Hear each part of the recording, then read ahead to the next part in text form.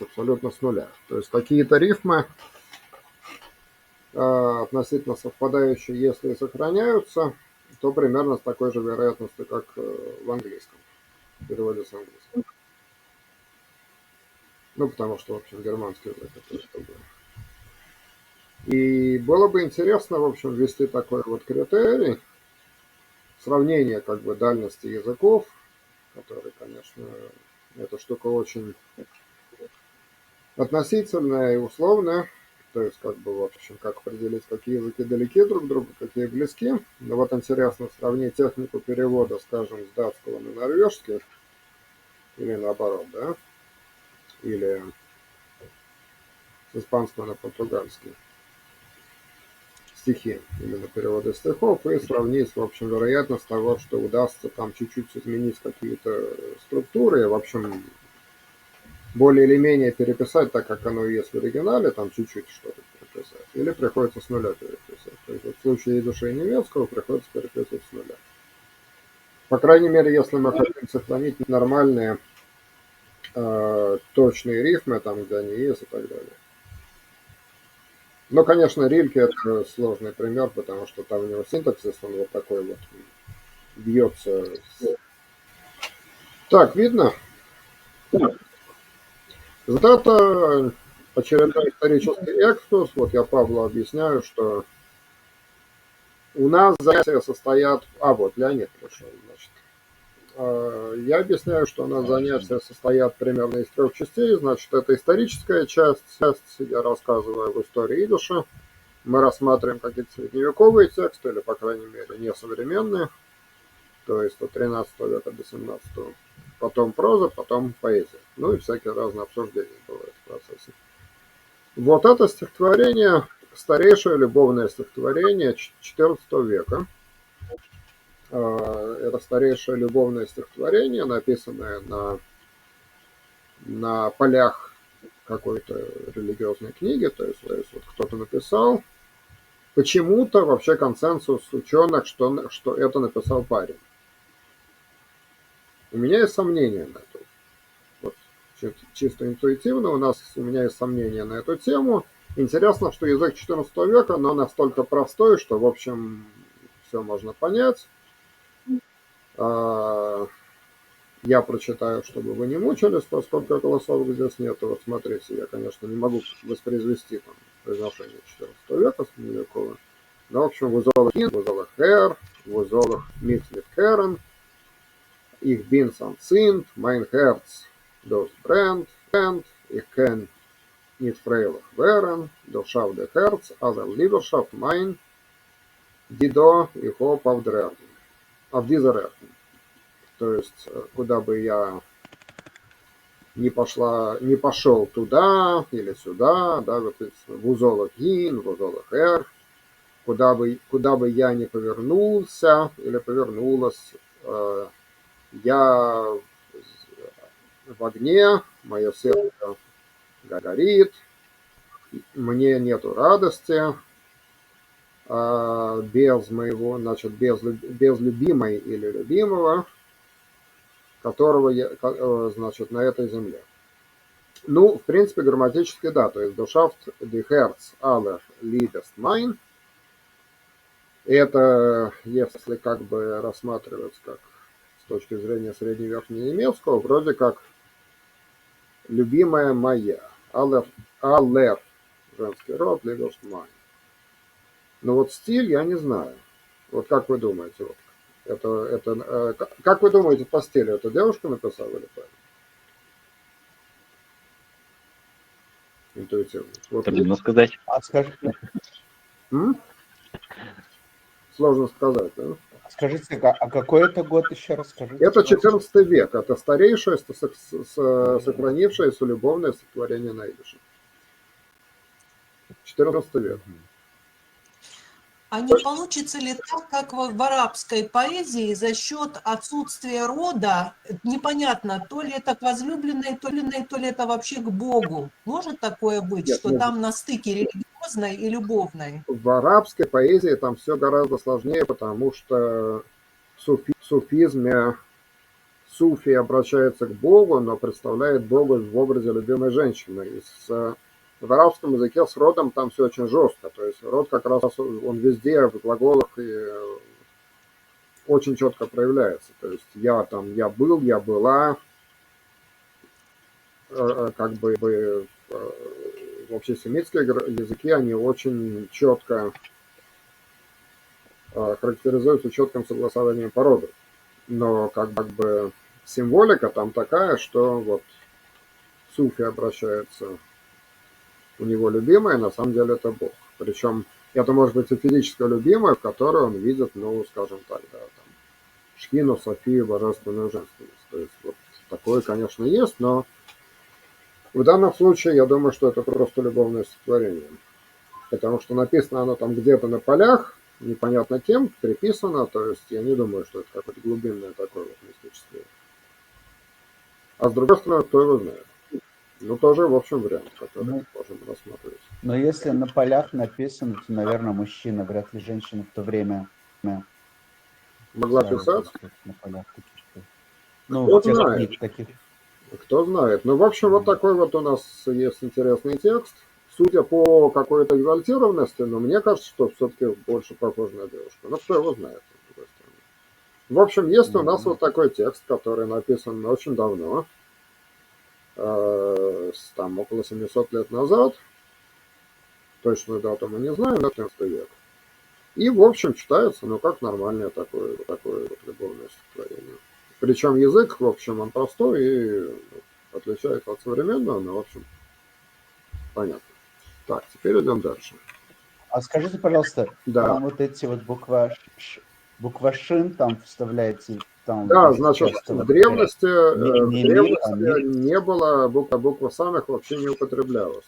До 18 века и, значит, из звук «с» писался одной и той же буквой, как бы она или шин, или син.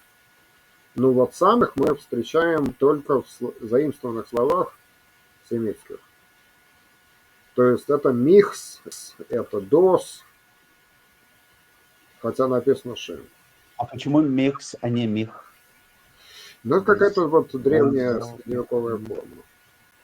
Все-таки язык менялся, конечно. То есть это средневековый диалект. И даже там написано, их в третьей строчке написано их бинс, что ли? Да, их бинс ein sind. Вот средневековый такой, в общем, диалект. Я не специалист, я не могу сказать точно, как он звучал, этот диалект, но вот так мы видим. Свидетельство такого диалекта. А что означает айнцин? А анцинт это значит как онгецунден в современном языке, то есть зажженный, загоревшийся. Я горю. Ich bin's anzünd, то есть eingezündet. Или ongezündet, то есть зажженный, я горю. То есть ein в данном случае это приставка или предлог? Значит, дело в том, что эта приставка, эти вот глагольные приставки, которые иногда отделяются, до, опять же, 18 века и даже иногда позже писались раздельно. То есть, например, даже фарштейн писалось фар вот отдельно, причем фей, рейш, гласный, и потом штейн. Вообще вот эти старинные тексты, их трудно читать с непривычки, но там своя была орфография, она очень своеобразная. Так что, как бы, да, это приставка, по-английски называется conjure, то есть это как бы глагольное, такой как бы соглагол, да, то есть это отделяемая приставка, которая в настоящем времени, их повелительное наклонение отделяется, но в старину она писалась отдельно, систематически отдельно, мы это видим в старых книгах. Вот, ну. А что такое по предпоследней строчке фрилд? Фрейлах. Это фрейлах, то есть их конс, вот мы видим форма, да, не бинс, конс, то есть вот была такая форма. Их кёнс, это кёнс с таким гё, да, их кёнс нет фрейлах верн. Не могу стать. А верн это быть. Быть. Ну, стать. То есть я не могу стать радостной или радостным. Ну, в общем, этот вот этот образец старинного языка, он в целом, в общем, такой достаточно понятный, потому что бывают странные диалекты древние, которые читать тяжко. Ладно, давайте перейдем тогда к более современному. Значит, к нотологии.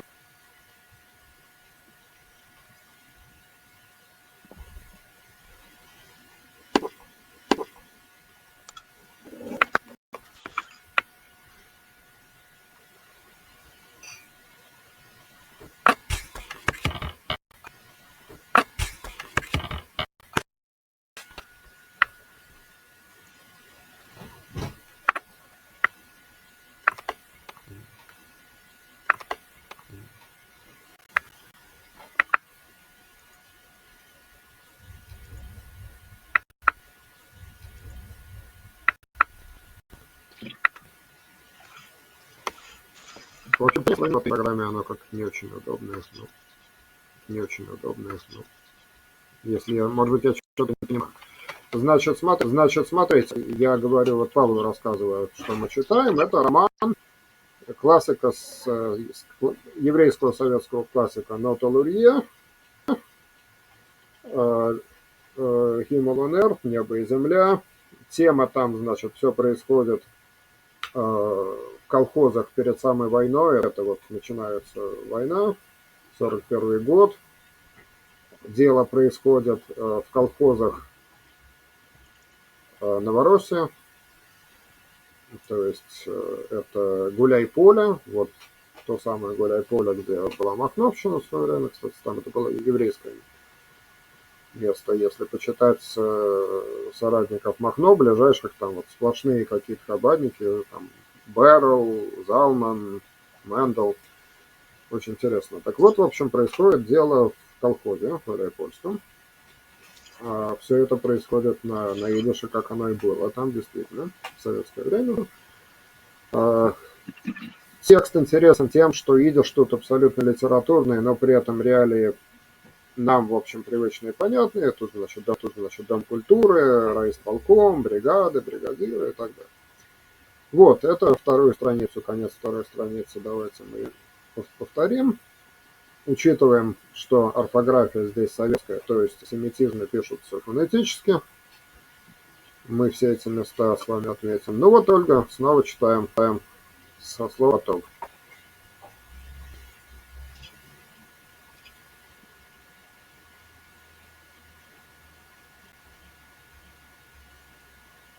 Ольга? Мют. Она нас не слышит. Это я забыла включить микрофон. Батог inside фун Иберай. Хебраиш, наверное, да? Иберайс. Ой, Иберайс. Так, из шаффл. Шефтл, это вот наш герой главный, Шефтл. Да, Шеффл. Шефтл. Нит gegangen mit die Brigadieren Essen, наверное, да? Да. Essen,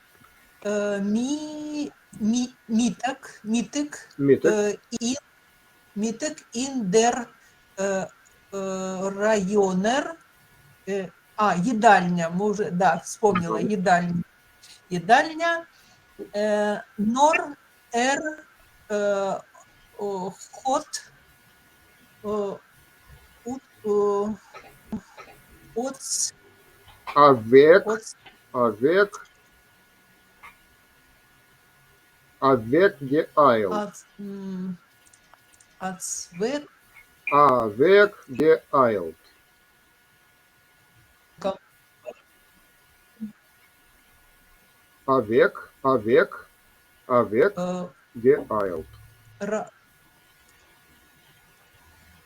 Avec geeilt. Ага, avec geeilt. In Райойсфирком.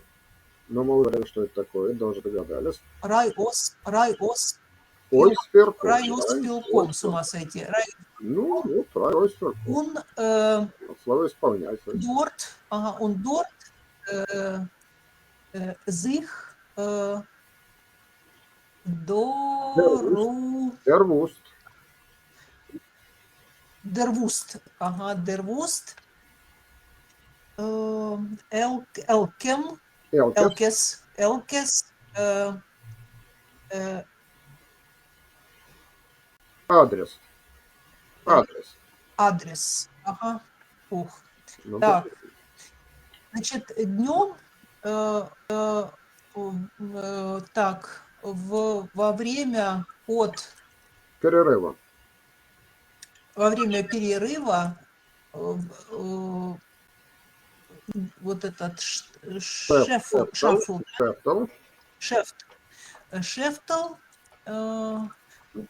Не с пошел. бригадирами. Не пошел. Нет, где там. Нет. Он не пошел с бригадирами в районную обедать, да, миток, это обед, на обед в районную столовую, едальню, а вместо этого, наверное, Поспешил. да? Значит, геайлд это спешить, да, значит, геайлд на русский совсем точно это сложно перевести, как бы успешил, да, то есть ушел, поспешил. Так, а вместо этого поспешил в райисполком, и там узнал адрес Элке. Да, теперь вот Павел. Так, да, слышно меня? Да, слышно. Я первый раз просто с этой программой тоже. Так, Affenweg zum Raiosverkom. Нет, мы там еще была фраза. Шефтл. Еще одно предложение до этого. Sie hat gewohnt. Sie hat gewohnt ganz weit vom Center, noch der Hilterner Brick, innen nicht lang zurück aus Gebäuden zweistöckigen Häusern. Она жила весьма далеко от центра, за деревянным мостом, в недавно выстроенных двухэтажном доме. Угу. Так получается. Да, ну дальше еще. Так.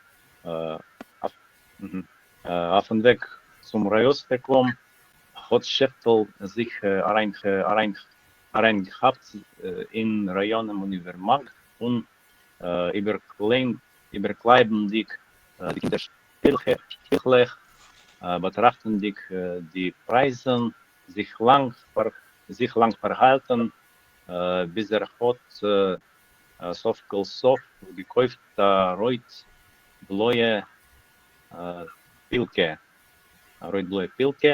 a Pfeifele, Amoil Harmonik, Pfeifele, Amoil Harmonik, a Pfeifele, да, трубку. Это свисток. Да, Amoil Harmonik und Гармоник. Свисток. Amoil Harmonik und Harmonik und noch etliche Moil Harmonik und noch etliche Kleinigkeiten für seine Kinder. Und farbig Puschkele mit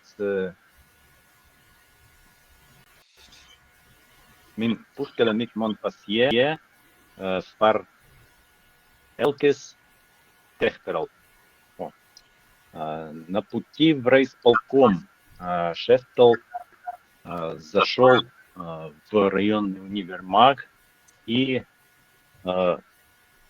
выбирая детские игрушки, разглядывая подарки, цены. Рассматривая подарки, Рассматривая цены. Надолго задержался. Цены, смотря на цены. Цены, Preisen. Угу. Ja. цены, да, разглядывая цены, надолго задержался до тех пор, пока в конце концов не Вот купил здесь смотрите, soft call soft, да? красно-голубую, Я извиняюсь, значит, soft call красный, soft. Soft call ага, soft, если бы это был и выйдешь, было бы написано по-другому, да, было бы написано soft самых вов лангефей, дефис, да, soft ламя, дефис самых вов фей, лангефей. То есть soft call soft, три слова, но поскольку читается это как одно слово, и значение, в общем, в конце концов, мгм. то в советском языке оно вот так вот пишется. То есть как слышится, так и пишется. Мгм. Дальше купил. Это несколько удобнее. Удобнее, да. Пока он в конце концов не купил красно-голубой мяч, свисток, губную гармошку и еще какие-то мелочи для ее дочери, Для для ее детей его, и для своих детей. раскрашенный, да, Фарзайн, да, для своих детей и раскрашенный, что ли, фарбик красивый, Цветную коробочку, ну, покрашенный, видимо, цветную, да, коробочку с Монпасье для дочери Элки. Угу. Вот, и Леонид. Так. Так. Где-то... Элкес Техтеров. Ди Мато... Мато или Мото? Матонес, Мото... это значит подарки в советском Матон. написании, да, то есть тоже было бы написано по-другому в его транскрипции. Матонес, подарки. Мгм. Die Matones eingewickelte in groß, groß gel, in een groß gel papier, hat op, opgedruckt Объетроган, in объетроган. opgetrokken in kolvertischen ein, Einfuhrhäus.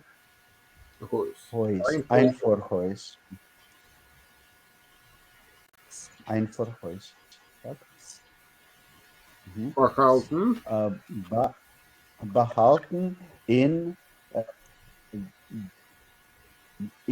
Be, in Bedarke, Бедарке, in Bedarke unter der Зицелке. Зицелке. Угу, unter der Зицелке. Хорошо, сейчас попробую.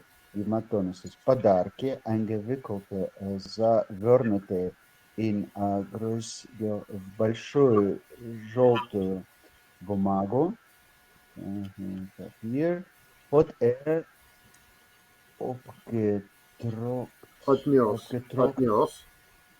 Отнес. отнес в колхозный, колвертишен. Ну вот у нас было уже это слово Айнферхойс, то есть это какой-то вот как бы центр для въезда в колхоз. То есть там и типа гостиницы, и какое-то типа парковки, то есть вот такое место. Как бы куда могли съехаться люди из других мест, и там как бы с телеги свои, машины просто поставить. Значит, спрятанные, бахалтен. Беда у нас было слово уже, это какое-то, значит, из терминологии украинских греков, некая телега с рессорами. Бедарка. Да. Под Спрятанного сиденье. это бедарка под Зицелки. сиденьем. Зицкое это довольно диалектное такое Да. слово, то есть могло быть просто, например, зиц, сиденье. Ну вот зицелки, то есть как бы под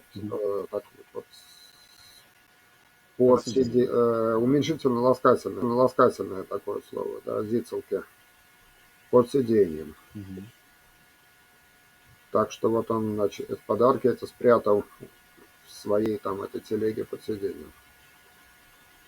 Мгм. Ну, еще одна фраза. Леонид. Мгм. Хорошо. Das Puschkele mit, mit сейчас, Монпасье. секунду. Монпассье, окей. Mit Монпассье hat er gen, genu, Мэн. genommen, ja, hat er genommen mit sich in Кешене. Кэшена. In Кешене. Мгм. Значит, пушка это пушечка? Или Ну, что? коробочку. Пушка – это Коробочка. коробка, как правило, металлическая. То есть не Кэстел, если была там Понял. не картонная, была бы Кэстел. Пушка – это такая, ну вот Ясно. как Монпассье, мы знаем же, как Монпассье советская. Удалось, то То есть есть в данном случае такой mit Монпассье это... конфеты, конечно, советские конфеты, которые, в общем, вот тогда были, видимо, такие же, то есть цветная металлическая баночка, Жестяночки были такие, жестяночка, да? да, жестяночка с Монпассье. Окей. Короче, коробочку с Монпассье он взял с собой в Кешен. В Кешен это что, в В кармане? кармане, да, то есть он с собой прихватил в кармане, потому что он идет к Элке. Кишеня. Да, значит, кэшен – это абсолютно стандартное слово. В принципе, есть синоним таш. Да, таш – это и карман, и, может быть, сумка Мгм. какая-то таш. А кэшен – это однозначно карман. И во всех, в общем, Ага. диалектах, видишь, такое слово есть, то есть это не специфика украинского диалекта, это общее. Не, в белорусском просто тоже кишеня. Ну, да. Кишеня Да, это карман. решение украинское есть, да. Ну, да, то есть, ну, в общем, это такое во всех диалектах стандартное слово. Вот, что я хотел сказать. Смотрите, значит, фраза «Дематонас айндивикалте». Тут вот интересно, что в советском идише, и вообще как бы вот выходцев из бывшего Советского Союза, в отличие от польских и венгерских евреев, значит, есть как бы аналог склоняемого причастия, то есть скажут вот «Дематонас айндивикалте». Если речь идет, если, скажем, если послушать бессарабских, не бессарабских, бессарабские тоже склонны к такому, а буковинских, но более западных, венгерских, австрийских, то, значит, сказали бы eingewickelт. То есть вот это вот причастие, оно функционирует скорее как деепричастие, да, вот герундив, и не склоняется. То есть там матонас eingewickelт. А если оно согласуется с существительным до этого, то это, в общем, признак, как правило, это люди-выходцы из Советского Союза. То есть вот есть такая особенность. У Шолом Алейхема встречается так и так, в общем, у классиков. То есть, в общем, это особенность литовского и украинского языка. В польском обычно оно не склоняется. В стихах, если вы будете писать стихи, можно и так делать. Потому что, в общем, это и другое литературная такая форма. Это примерно как вот бывает краткое и полное прилагательное в русском языке. В идише есть похожая вещь, мы уже разбирали. До этого, например, Эросклейн, он маленький, да, Эрозаклейн тоже он маленький, но как бы первое это он мал, можно перевести, или Эросгройс он велик, а Эрозагройсер он большой. Эрозройт он красный, Эрозаройтер, как бы Эрозройт он красен, но скорее звучит тоже как красный, но вот так вот коротко, да. Эрозаройтер, он красный. То есть можно и так сказать. В общем, полная форма, она акцентирует внимание на том, что это какой-то атрибут вот этого данного там предмета или субъекта. То есть такое вот деление, как в русском, на краткие полные прилагательные, которые относятся и к причастиям тоже. И есть тенденции диалектные, что, в общем, где оно принимает род, где не принимает. Вот, так что если вы будете писать, в общем, ну, желательно в одном тексте все-таки не особенно перемешивать, либо вы с такой тенденцией, как вы пишете, либо там, с такой. Скажем, в газете Forwards, где руководит Сурарохл Шахтер, если не из Буковины, там ей это чуждо вот склонять. То есть она бы написала «Дематонас айнизейхут». Другой есть момент, тоже диалектный, который интересный. Вот до этого у нас была фраза, которую прочитал Павел, про мост. Да? «Наудергилцевнер брик, ином нетланг, цури, койсге бойтен, свои шлойка находится». То есть по-русски это звучит абсолютно понятно, нормально. В недавно выстроенном двухэтажном доме. У более западных диалектах, то есть вот, которые в Австро-Венгрии, с Польшей происходит, обычно такого рода дополнение к прилагательным выносят отдельно. То есть сказали бы и нам ойсге будет, и нам свои штойки накоис, ойсге будет нетланг цурик. То есть вот разделили бы вот так. Есть такая особенность. То есть вот эти вот добавления, которые в журнале Совет Геймланд бывают очень длинными, вот такими вот там перед прилагательным. Там, как я видел в грамматическом очерке к красному словарю, так называемому, там есть фраза, приводится der, кажется так, значит, der, nicht von lang, on gefallener, Нехтон Шней, что-то такое, что вот значит не так давно, вчера выпавший снег. Вот для советского вида, что это нормально, а для более западных диалектов нет. То есть вот выделяют. Дершнейбус, онгефален, нет лангцюрик, нет свейцу, тек. То есть вот есть такая особенность. Кстати, которая позволяет по диалектным особенностям, если вы читаете какую-то корреспонденцию, примерно прикинуть, где она была написана. Это вот тоже интересный момент. Вот какое-то письмо, иногда можно примерно понять. Все-таки это территория Советского Союза, или это же в Америке, там где написано. По вот таким вот синтаксическим особенностям. Ладно, значит, дочитываем. Ольга. Еще один. Так, мы закончили Кэшене, да, Да, Кармадом. Кэшене. Ага. Так, им, Нет, он, от, ой. От ist. Ага. От, ist, wie, nor, die, Beratung, hat, их, Sich. hat sich, Но ага, поскольку, hat sich. значит, поскольку это возвратная частица глагола, то, в общем, лучше читать как бы слитно отцех. Вандебаратор, отцех. Verwendet, hat sich gelost, gehen, Aruf, Газ. Угу.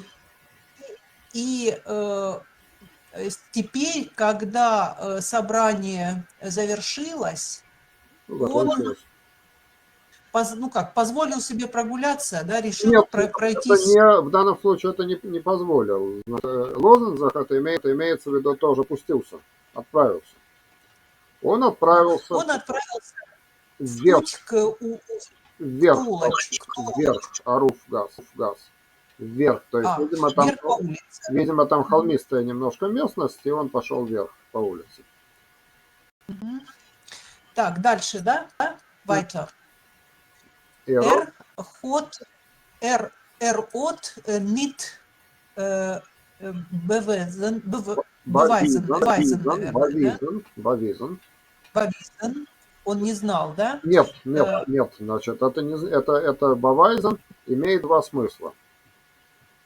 Можно сказать, что это амонимы. Бавайзен это может быть показывать и успевать. В данном случае успел. Ага. Так, не успел. Афген, Обгей. Обгей. Сойти. Обген, Бизен, Рок. Пройти. Это Да, пройти до перекрестка. до перекрестка, до угла. Ви, Сихот, им, Дерайген, Der Jogt. Der Jogt. Der Jogt. Погнал. Йогт, der бригадир, фунем, Шен, Шхейнен. Значит, здесь, смотрите, слово тоже немецкого происхождения. Шохан – это сосед, шхейнос – это соседство. Шхейносдекан – соседского. Шейнендикен, да? Шхейносдекан. Шхейносдекан, если бы это было ИПА, то было бы написано Шин, Хоф, Юд, Вов, Нун, Вов, Сов. То есть Шхейнес. Вот так, потому что слово это семитское. Но здесь у нас советский идиш, написано как слышится. Шхейносдекан.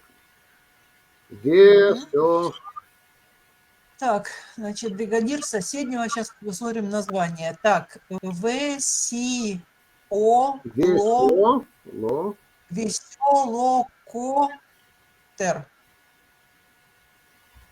Веселовского, что ли? Так, Колбер. Какое-то место веселые куты. Это, кстати сказать, было... Да, веселый кут – это тоже веселый угол на украинском. Веселый кут. Да, это угол, только рих – это наружный угол, а кут – это с внутренней стороны будет угол, да. Веселокутский колхоз. Угу. Ну, значит, переведем целиком. Он не успел. Да, он не успел... Сойти, ну, пройти в данном случае. Пройти до перекрестка. Пройти до перекрестка, как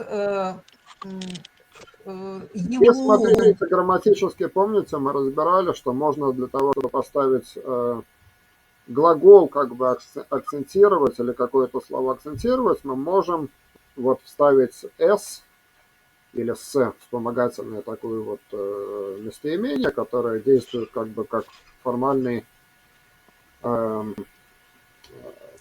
показатель перестановки синтаксиса. То есть «версот им дер йогдер бригадир». То есть мы могли бы переставить, и нормальный порядок был бы «вендер бригадир от им дер йогдер». Но мы хотим, значит, акцентировать внимание, что его догнал. Не бригадир догнал, его догнал бригадир, поэтому мы добавляем вот это «сот». Вот «сот им дер йогдер бригадир». Когда и как его догнал бригадир. Как его догнал бригадир соседнего Веселокутского района. Да. Ну, давайте стихотворение дальше читаться. Значит, хотя у нас вот Михаил еще ничего не читал, давайте вот Михаил прочитайте одну фразу. Вот там. Или две. Кобелец, вот в этом месте. Ну, кобелец, да, вот это или кобылец. Кобылец, ход эр им, руф гитон. Мир порн окей. Так, дальше или мы... Ну, переведем. Так, ну, кобелец этот, это, наверное, окрикнули его, позвали его. Фамилия этого Шефтла, да, вот он, значит, бригадир. Да, там... Он его позвал, значит. А Руфге, помните, мы проходили однократный вид, то есть Рамгеруфан, можно сказать, вот Рамгеруфан. А Руфгетона, то он его как бы вот так быстренько там кликнул. Он его кликнул.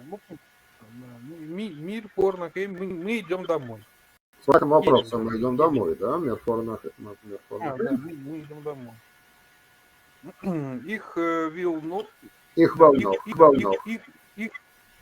велнох, их дат зих нох, пар порхауден абисл, ход шефтл,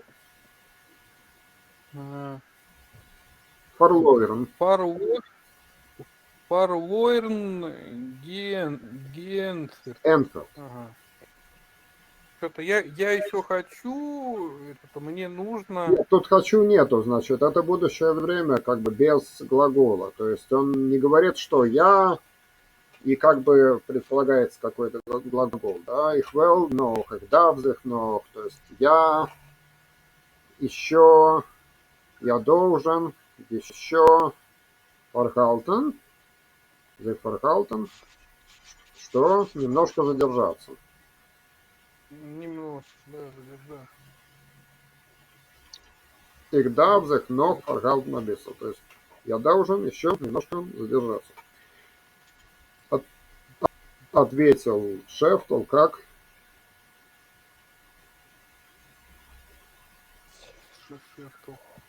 Прошептал, наверное, да? Нет, Фарлойрен, то есть потерянным голосом.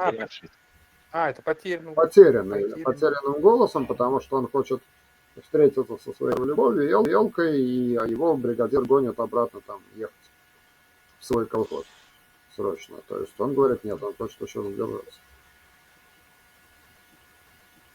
То есть тут такая интересная любовная линия у нас. Он хочет встретиться с первой любовью, которая уже давно замужем, у него дети, у нее дети, значит, он на нее никаким образом не претендует, но вот он очень хочет с ней встретиться, потому что все равно он ее любит. Элька. Элка. Вот, ну, хорошо, давайте тогда к стихотворению подходим.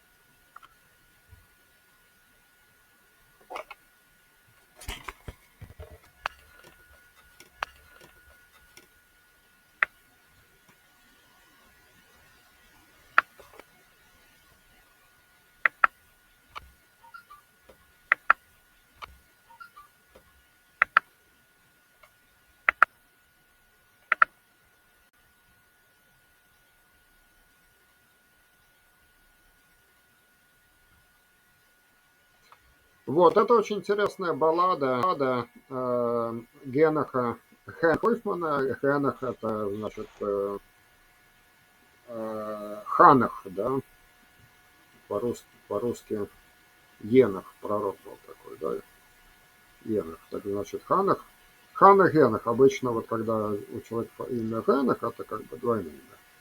Генах Ханах или Ханах Генах.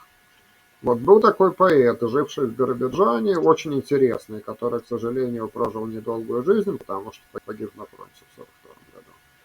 Он, кстати, входит вот в сборник, который недавно вышел в Биробиджане, продолжит петь его строка, где 23 фронтовика, писавшие на идиш, там, стихи перевели на русский, Алла Акименко перевела, биробиджанская поэтесса. Вот он один из фронтовиков, который в 1942 году погиб.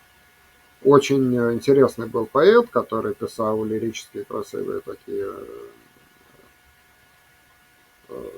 стихи. Вот эта баллада очень классная, которая мне очень нравится. Ну, давайте Кульдур, значит, название баллада. Кейн Кульдур. Кульдур – это горячий термальный источник в еврейской автономной области, к северу от Биробиджана, примерно километров 100, там как бы гейзер. И горячий источник, там, около 80 градусов температуры, целебный, соответственно, там радон, там, я не знаю, какие-то микроэлементы, в общем, такой интересный. Кейн Кульдур, то есть кульдур. Может быть, побольше сделать, потому что мелкий буквы. Извините, а почему Кейн Кульдур? Потому что, значит, куда-то в населенный пункт есть такой специальный предлог, который употребляется только со странами и населенными пунктами. То есть, например, Кейн Русланд, Кейн Америка, Кейн Кульдур, Кейн Петербург, Кейн Москва. Он не принимает, в отличие от других предлогов, определенный артикль. То есть, например, такой он аномальный несколько предлог. То есть, например, если мы говорим в Петербург, просто в Петербург, да, и мы говорим Кейн-Петербург, поехать с тех пор Кейн-Петербург. А если мы хотим, значит, я еду в летний или в зимний Петербург, их for in Winterdecken Петербург. То есть Кейн, оно не совсем нормально звучит. Где-то, может быть, и можно встретиться с такой, но, в общем, нормальная форма, если мы добавляем inem. Если у нас без артикля, то нормально. То есть их for Кейн, Winterdecken Петербург. Без артикля. Но если мы добавляем артикль, их for inem, Winterdecken Петербург. То есть нельзя сказать Кейн dem. Вот эти вот два элемента не сочетаются. То есть вот Кейн это такой артикль, это такой предлог, который действует без артикля.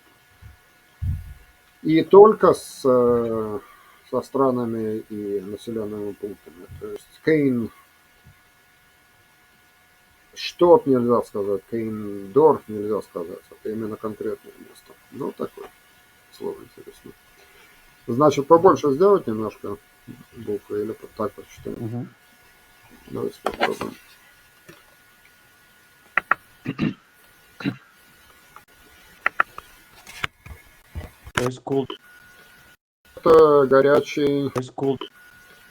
Это горячий. Это горячий источник. И вот это, собственно говоря, баллада. Очень классная. Это авторский эп. Баллада. Очень классная. Это авторский эпос, можно сказать. Посвященному источнику. История его.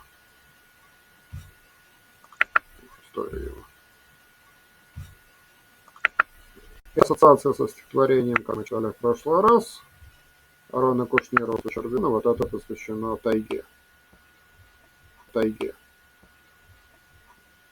В окрестностях. Ну, может быть, Ольга попробует.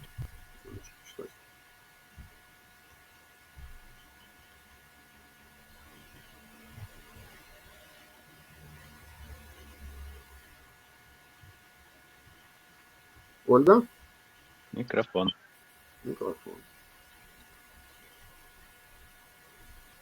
А минутка, так, слышно, да? Да. Так, цихвалиэте Брейтон. Тут я все перенабрал, поэтому тут все четко. Орфография, это я перенабрал. Так, Омендлихе.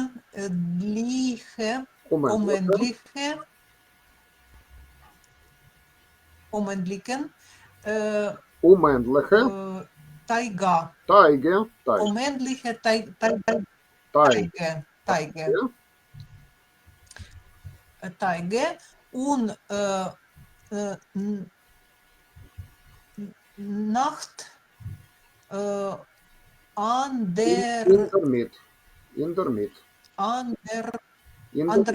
Интермит.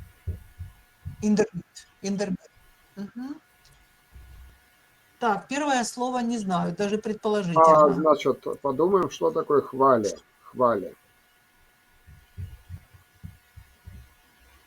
Хваля. Что такое может быть хваля? Хвили это волны, я помню. Значит, цехваля это трудно перевести действительно на русский. Волна. Значит, хваля это волна, хваля. Цехваля это, то есть разволнившиеся. Если буквально на русский язык перевести, вот такие вот несущиеся волнами, да, цехваля это. Адекватно на русский язык трудно такое причастие перевести. Значит, цехваль это как бы разнесшиеся волнами Брейтон. Шире.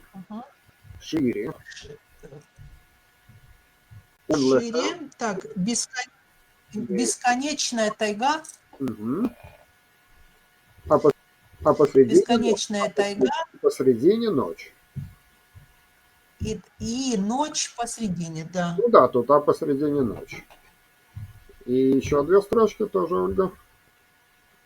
Так. Мгм. Э, Дурх веган фаршнайте Форшнейте. Фаршнейте ин э, э, Фростикен, Инфростикен Швиген, Швайген. Швайген, наверное, Мгм. Швайген, Мир э, Гейен, Гешвинд. Мгм. Так, сквозь или через пути э, Заснеженные, заснеженные. сквозь заснеженные пути в замерзшей тишине, наверное, Морозный. в морозной тишине, э, В морозном молчании, но в морозной тишине. в морозном молчании, так мы идем, geschwind, ну, наверное, в буре, в метели. Нет, быстро, быстро, быстро. Быстро. Мгм. Гешвин, значит, это может быть как бы в спешке, может быть это очень быстро, то есть есть несколько синонимов. Слово быстро. Шнел, гих, гешвинд. Гешвинд это, я бы сказал, так вот очень быстро, да, спешно, быстро. То есть вот мы идем по заснеженной, морозной, в морозном молчании идем мы по заснеженным дорогам очень быстро. Вот, Павел, Так, да, слышно? да, Здесь. In Berische Untes, in Zigene Doches, Sitzbarem und Lind, wir Hirschen in Winten, Унвин, wir Hirschen und Winten, was was nichtern machen, wir sehen die Trieb. В медвежьих унтах, в козьих, что ли, цыгана, Козьев, да. дохах, тепло и, да, в козьих дохах тепло и линд, вот не знаю, что такое. Приятно, приятно, легко, приятно, приятно. Тепло и приятно. Мгм, тепло и приятно. Как олени и ветры, что ищут мох, Ну, мохи, не стороны это ищут как бы копаются мох. в мхах. Мгм, мгм. Копаются в мхах. Мы сеем следы, получается, Сеем следы. рассеиваем свои следы. Ну, сеем следы, да, про это идея. Леонид, Мгм. Mhm. Weiß Вайт, von Вайт, also, weit, weit von einer Jeschuv, Ишев, Ишев. weit von einer Jeschuv Ну, Ишев, Ешев. und weit Jeschuv, okay. Weit von einer Jeschuv und weit von einer Derfel, Wegloser, Веглозер, Wegloser, Валт. Wegloser Wald. Die Bämer, Фаркишев, die Bämer Farkischer, die Winden verschleppert, Agräusam Агроза. Gestalt. Agräusam Gestalt. Переводить? Да. Далеко от поселения и далеко от деревушки, Угу. деревушки, бездорожный лес. Угу. Лес без дорог, короче. Дальше интересная конструкция, Де- смотрите, вот попробуйте перевести.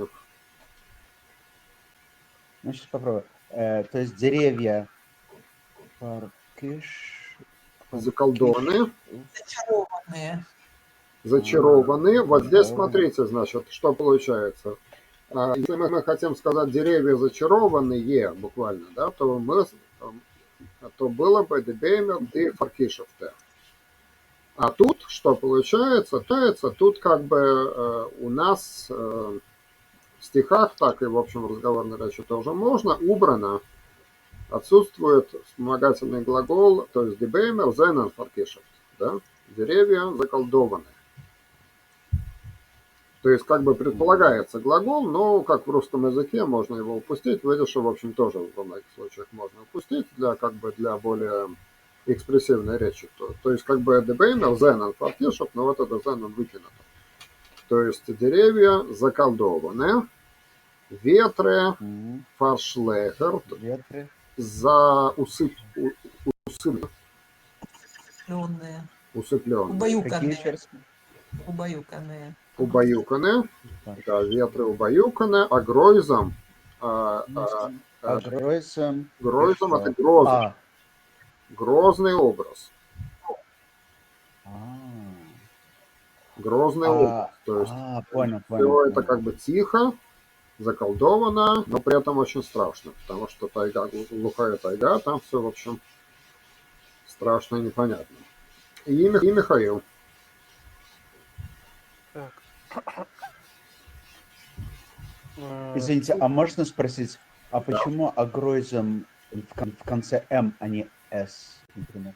А это не Гройзен, это другое слово, это Гройзамер. Гройзам.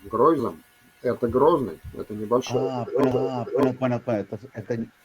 Да, это не окончание. Понял. Мгм. Понял. Спасибо.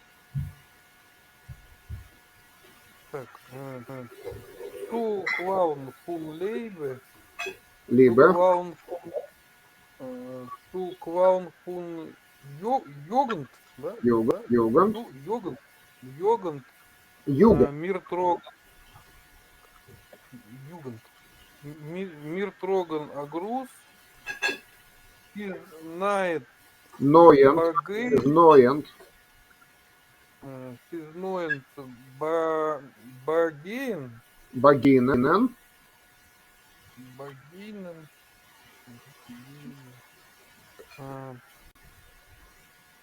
Легенс фун легендас, Юров. легендас. Легендас. Так, Дер Сейлд Атунгус. Это у нас Туклаун фун Лейбе. Это что-то вроде к источникам любви, что-то в таком К смысле, источникам да? любви. К источникам юности, наверное. Угу. Мы несем, это привет, Мы несем привет, да. Да, мы несем привет. Это близко. Рассвет. Багинен это рассвет. Это один из синонимов. Рассвет есть много синонимов. Шарин, Кайор. Багинен это рассвет. Рассвет приходит. Близок рассвет. Легенды из древности, наверное, да? Легенды о древности. Да. Легенды о древности рассказывал Тунгус. Рассказывал Тунгус. Понятно, да. Вот, ну что, еще чуть-чуть почитаем или обсудим что-нибудь?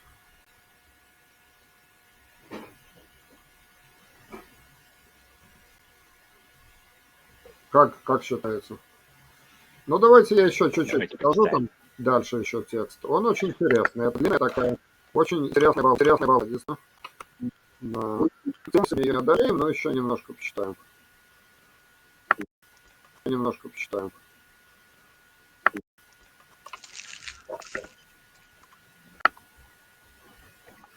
Да, на русский она у меня переведена, значит, была опубликована в Пульманах Биробиджан за 24 год. Вот, если кто-то хочет Вот, если кто-то хочет смотреть туда и сам попытаться сделать перевод, было бы, конечно, очень замечательно, потому что вот Ольга сделала свой перевод стихотворения Арона Кушнирова, замечательный перевод сделала, так что вот, если хотите, дерзайте, можете тоже по-своему все эти стихи переводить. Так значит, ну, кто почитает? Ну, вот Павел попробуйте почитать. Давайте попробуем. Es klappen die Zweigen, die Schneeke kustet, nicht to do kein Steg. Schneeaffen die Bämer, Schneeaffen die Sopkes, Сопкис. a Schneeker Welt. Соп, да. Бьют ветви, снежные, заснеженные, снежные кусты. Здесь нет никаких тропинок. Снег на деревьях, снег на сопках, снежный мир. Снежный мир, да. Ладно, Ольга. Дальше. Еще до этого мы две строчки, вот я прочитаю, пропустили вот сверху, значит, объект, интертайге, драйтунгусен, блончен, драйте. Значит, на охоте, в тайге три молодых тунгуса бродят 3 дня. Это вот то, что он рассказывает, да, до этого у нас было зачин, да, легенду рассказывает тунгус, как, значит, вот 3 тунгуса молодых бродят 3 дня. Дальше, Ольга.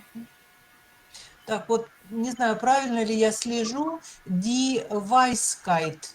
Оно? Нет, до этого Мезет. Выше. Ага. Так, я уже куда-то на мудрость перескочила. Так, им шпирен, да? Пятая строчка. Мезет. Еще выше. Мезет. Так.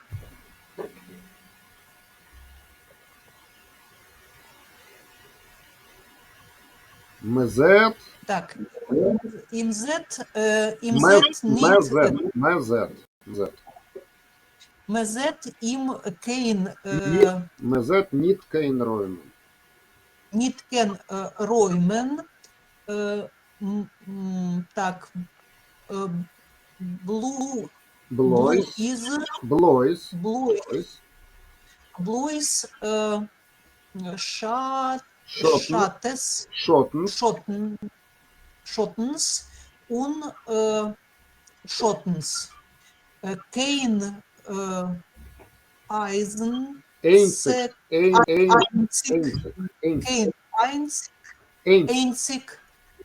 einzig gezelt. Gezelt. Im Spieren die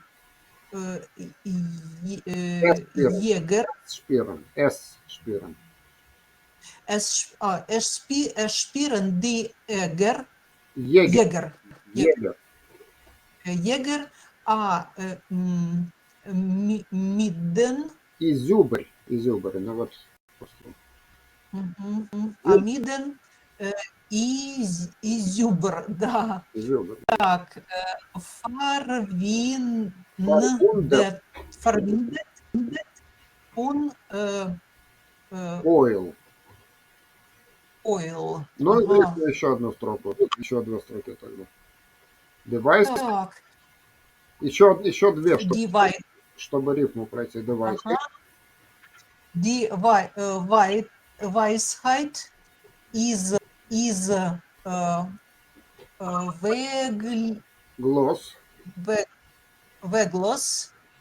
Veglos verloren die Spuren sie's Wollte von sie's Хойл. Foil. Угу.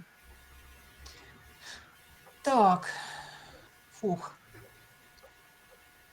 Значит, Так, значит, не видно никаких пространств. Мезгенройман, не видно никаких пространств. То есть, ну, вдали ничего не видно, да?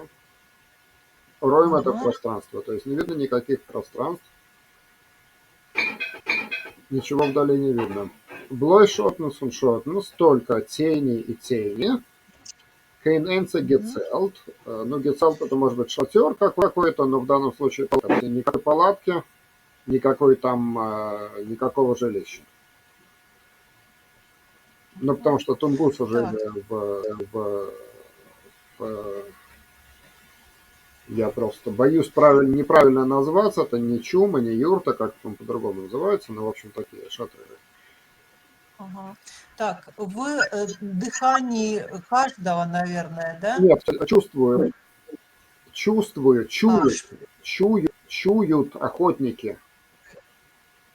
егер, да, не енер, да, чувствуют охотники. Чуют охотники Э, сталого и зубря, ага. раненого, Фарвиндел, Аминен фун раненого пулей. Фарвундет фун койл. Ой, Койл это пуля, раненого пулей. ага. Так, мудрость, Нет, наверное, да? белизна, Мудрость, белизна, вайс, белизна. Вообще мгм. говоря, вот Белизна. немецкого слова «Weisheit» нету выдержа вообще. То есть в средневековых текстах, может быть, где-то оно и попадется, я даже видел, но нету. То есть Мгм. вот мудрость хохма. Weisheit Мгм. вообще нет такого слова, видишь, в принципе нет. То есть можно его и не искать. Weisheit– это белизна. Мгм. Так, белизна какая? Веклос. Невесомая. Веклос. Невесомая. Белизна Нет, невесома. извиняюсь, не невесомая, Бездорожная. без дороги, как бы без пути, Ну, повсюду, да, да, вот в подтексте. невесомая воглас. Воглас без, как бы без пути, Мгм. беспутная. Фарлорен. Потерянная, наверное, да? Следы, Так, потеряны потеряны, следы, то есть потеряны следы. непонятно обратно куда возвращаться, потому что все замело. Мгм. Так, Валт это лес, Лес, лес и э, э, хел и голое все, то есть как бы все деревья голые, листьев нет, сплошной снег. Хойл. То есть все оголенное. То есть смотрите, это очень интересная поэтическая конструкция, существительная, плюс прилагательное. Созвалд, он созвоил, очень красиво. Созвалд, лес и голо. Ну или пусто, да? То есть как бы вот такой вот лес и все голое. Ну, так, до конца мы сегодня не успеем прочитать, так что домашнее задание, если хотите попробовать до конца эту балладу все прочитать в презентации. И обратите внимание на интересные грамматические конструкции, которые тут есть. То есть вот эти вот выкидывания вспомогательных глаголов, которые в обычной прозаической речи нужны. То есть, в общем, как это построено, очень интересно. Вот, и вопросы какие-нибудь, если есть. И тогда уже мы закончим. Вопросы есть какие-нибудь? jetzt keine Frage. Мгм. Keine Frage.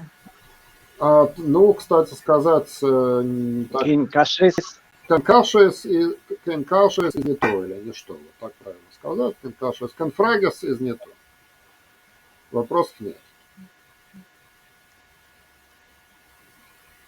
Насчет слова не то или не что в украинском, польском диалекте не ту, не что в песнях вы можете это услышать, например, у тех же сестер Берри, которые поют на таком усредненном украинском диалекте, где, значит, будет ду, значит, есть ду, а нет не что. А А, кстати сказать, в литовском идише Да, есть. это меня первый раз как раз смутило. Ну да, но в общем, диалекты отличаются друг от друга вполне последовательно, потому что, например, вот немецкий, когда вот я интересовался, смотрел, как бы Рильке сам, Рильке это был из Австрии, язык у него, понятно, литературный, немецкий, но вот, как говорят, австрийский баварский диалект, который местами похож на идиш, он, я так понимаю, в общем, людям, которые привыкли к стандартному берлинскому немецкому, он просто напрочь непонятен. То есть там вот все другое абсолютно. В идише все как-то, в общем, достаточно легко диалект взять, ну там, ну где-то другой род у каких-то существительных отдельных, там где-то что-то чуть-чуть произношение другое, но, в общем, таких вот радикальных скачков нету. А немецкие диалекты там как лес, кто в лес, кто по дрова, то есть вот взять эльзасский какой-нибудь и баварский, это разные языки. То есть разница, по-моему, как между там русским и польским. Вот Ольга, что думает по этому поводу? Ну да, вообще-то вот в Баварии я немножко была в Австрии, это там, ну, Каринтия, вот те территории, где много славянских компонентов, да, вот южный говор, получается, это баварский, южный для Германии и австрийский, очень-очень похожи на идиш. Да, Вот да, да, да. говорят Поэтому очень-очень. я согласен с Давидом Кацем, что, в общем, тот диалект древний, который был где-то в Рейне, там в Вормсе, в Майнце, вот в тех местах, он в средневековье просто исчез, видимо, растворился в современном идише, а современный откуда-то происходит явно то ли из Баварии, то ли из Богемии, ну, в общем, вот оттуда. Из Современное что?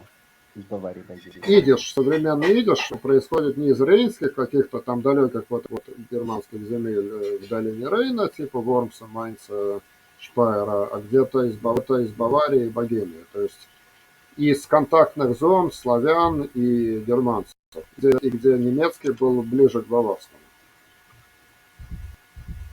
Потому что много похожего, но очевидно похожее, причем вот отличительное на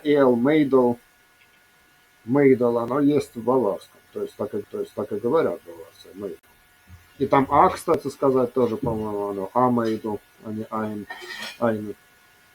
Айна Мэтхен. Так что вот, я так думаю, что в общем... А я еще слышал, что идиш похож на швабский диалект, который Швабский, вот в он относительно... Шваб, он не настолько сильно далек от баварского, но баварский еще ближе.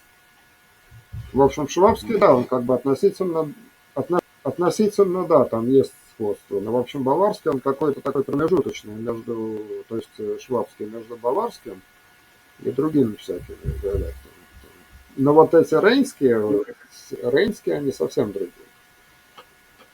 То есть, хотя когда-то были древние общины какие-то еврейские там вот в долине Рейна, но их диалект, он от него ничего не осталось, по всей видимости. Или какие-то отдельные слова остались, но, в общем, не та грамматика.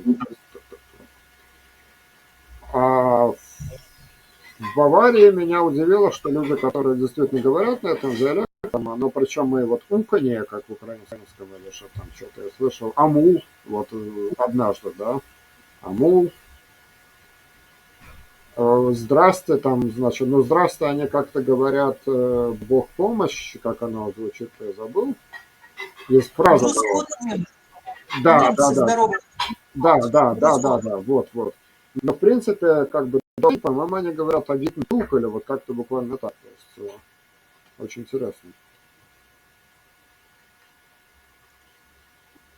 Есть еще диалект, такой язык, вильямовский язык, значит, это реликтовый германский язык, существующий только в одной деревне в Вильямовице, в Польше. На нем говорят там, 100 человек всего осталось носителей. Но он сильно похож на идиш, действительно, очень интересный. Там очень много славянских слов тоже. И восходит он, видимо, к совсем восточным немецким диалектам, каким-то Силезии, то есть вот оттуда.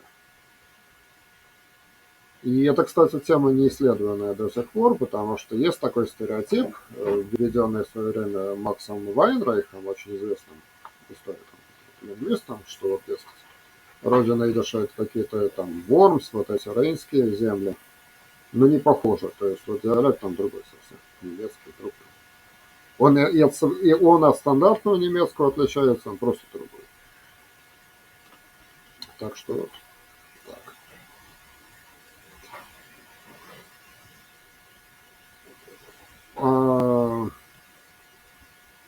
Ну, хорошо. В общем, я очень рад, что сегодня у нас плодотворное, мне кажется, занятие, так что жду вас в следующий раз. Если есть вопросы, пишите, не стесняйтесь. Попробуйте эту балладу целиком дочитаться, она очень классная. Вот, если хотите перевести, можете попробовать тоже. Вот. Еще вопросы? Тут слово кустес, то есть типа кусты тоже это... Тоже Кусты, значит, целебные. кусты допустимо две формы множественного числа, тоже зависит от того, что разговорного диалекта. Кустас и кустн. Можно и так. Да, кусты, совершенно нормальное слово, у которого есть синоним гештройх, но гештройх — это скорее кустарник. То есть не один куст, а вот кустарник.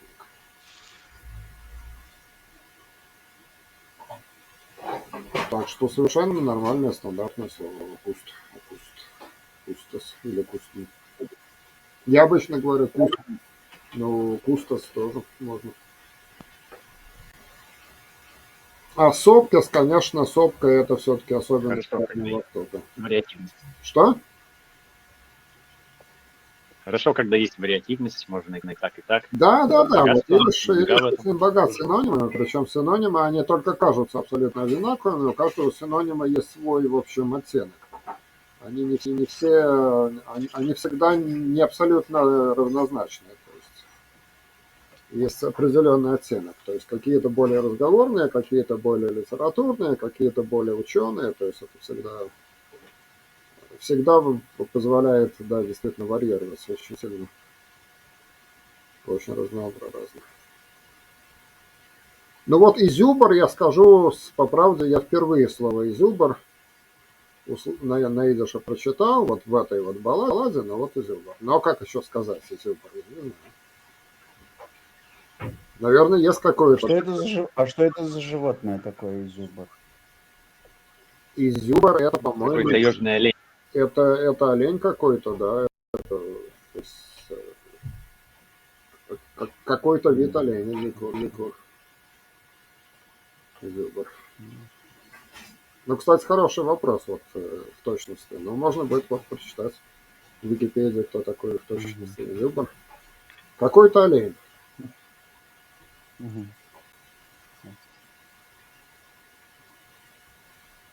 А про тунгусов это интересная тема, потому что, собственно, Биробиджан — это название города олимпийское. И если посмотреть карту, вот ЯО, там топонимика, она тунгусская, венкийская, местами якутская, местами китайская. Правда, в советское время много китайской топонимики убрали, как бы ее заменили русской по происхождению. Было так идеологическое. Или, может быть, просто решили. Вот, но исторически были еще места с китайской топонимикой и идиш посреди этого, то есть вот там какой-нибудь Валдхейм, значит, исторически, значит, что там еще, Биродорф, по-моему, было такое место, значит, Амурзет — это сокращение, значит, от Амур-Зет. Зет — это земледельческое еврейское товарищество, да, Амур-Зет. То есть вот такая вот очень интересная этимология, которая там отражает несколько слоев. А, кстати, в Валгейме, вот в этой пригороде Биробиджана, где я был один раз, там есть краеведческий музей и представлены предметы каменного века, Это, наверное, были даже не тунгусы, а какие-то вот прото, может быть, тунгусы, какие-то, в общем, народы, которые... Мы не знаем, на каких языках они разговаривали, но жили там еще 6-7 тысяч лет назад в этих краях.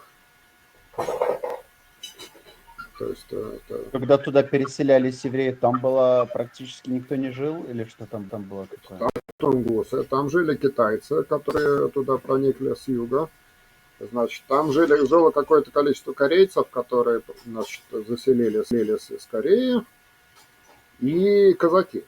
То есть, собственно говоря, приезжее население это были казаки, которых туда насильно фактически ссылали, как рассказывают, багром за преступления какие-то якобы совершенные, их туда ссылали багром, под дулом винтовки заставляли заселять эти земли. Они очень доблестно это делали, значит, создавали свои колонии, причем у них с местным населением, с тунгусским конфликтом, как правило, было. Все это как-то тихо-мирно разделили, в общем, эту территорию. И когда там евреи поселились, у них с казаками сложились очень теплые отношения. То есть вот есть такой стереотип, что казаки, как бы, евреи были не очень хороших отношениях, там где-то в Кубани и так далее. Но вот там, наоборот, на Дальнем Востоке они сразу сошлись, им помогали, потому что сами казаки, они понятия не имели о сельском хозяйстве, ну, по крайней мере, те, кто туда ехал. И это вот какие-то, вот, в общем, люди с военной репутацией военных, вдруг им пришлось осваивать тайгу, то есть они сами там, в общем, учились, вдруг приехала другая группа людей, тоже городских в основном, местечковых, которые тоже понятия не имели, как осушать болото, как там, значит, разбираться с тайгой. Быстро все это освоили.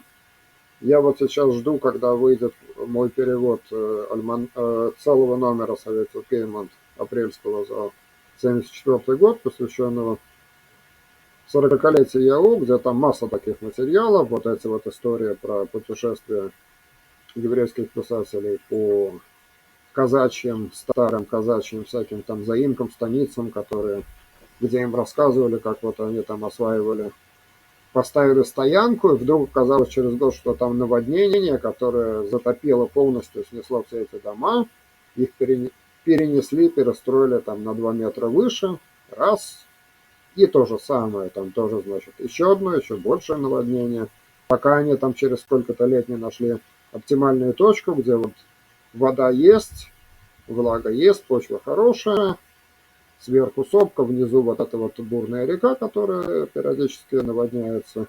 Очень интересна вся эта история, в общем, как там шли, тащили через болото телеги всякие вручную, потому что там лошади не проходили. В общем, все суровая такая история заселения.